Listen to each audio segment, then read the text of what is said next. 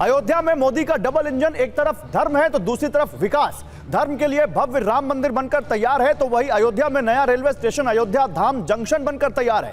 अयोध्या को एक अमृत भारत ट्रेन मिलने जा रही है। इसके अलावा महर्षि वाल्मीकि इंटरनेशनल एयरपोर्ट मिल रहा है। अयोध्या में विकास के लिए 11,100 करोड़ की अन्य कई परियोजनाएं हैं। ग्रीन फील्ड टाउनशिप से नया शहर तो वही वशिष्ठ कुंज आवासीय योजना से नई कॉलोनी। इसके अलावा 4 नई चौड़ी सड़कें अयोध्या को मिलने जा रही हैं। मंदिर को बनाने के लिए अब तक 3,500 करोड़ का चंदा मिल चुका है ट्रस्ट को, तो वही मोदी सरकार 15,000 करोड़ से अयोध्या का विकास करने जा रही है। इसके अलावा अयोध्या के आसपास के इलाकों के विकास के लिए 4600 करोड़ की परियोजनाएं आ रही हैं। तो ये जो अयोध्या का डबल इंजन है, ये और केवल बीजेपी केवल अयोध्या का विकास नहीं कर रही है, बल्कि ये एक बहुत बड़ा मैसेज है कि राम मंदिर के जरिए जो लोग कहते थे कि मंदिर की जगह यहां कुछ और बनना चाहिए, कैसे ये मंदिर विकास का पर्याय बन रहा है अभय दुबे, वो भी दिख रहा है। और बीजेपी का ये मैसेज साफ है।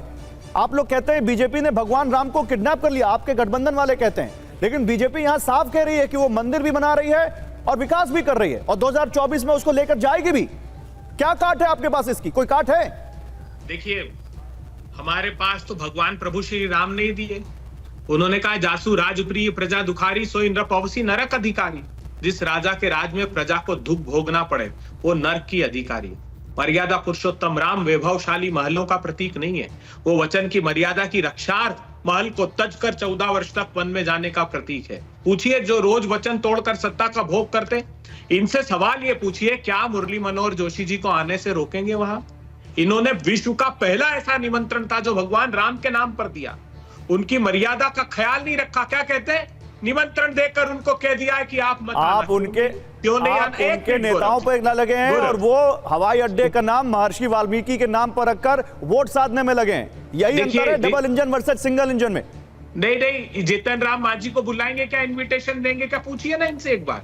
इनके प्रधानमंत्री जी जवाब दीजिए। गले लगाते ये 38 दलों के नेता के रूप में, वो कहते राम का अस्तित्व ही नहीं था। समय कम है, जवाब दीजिए। के शर्मा जी जवाब दीजिए।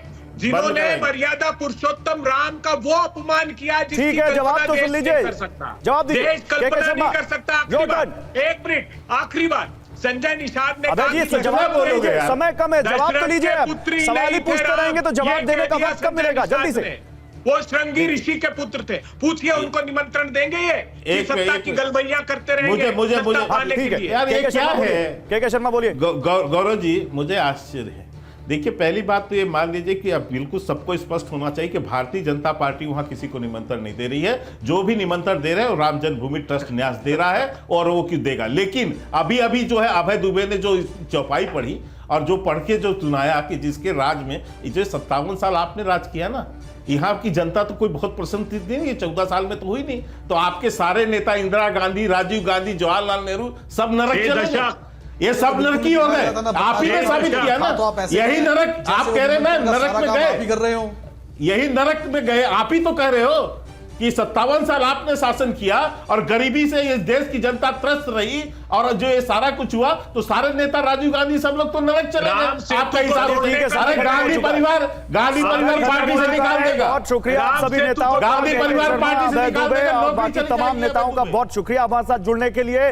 डबल इंजन, हिंदुत्व और विकास सामने दिख रहा है। बीजेपी फ्रंट फुट पर खेल रही है। इंडिया के पास इसका क्या जवाब है?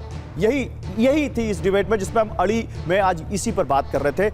इंडिया में सीट शेयरिंग तक पर अभी तकरार, ऐसे संकेत मिल रहे हैं।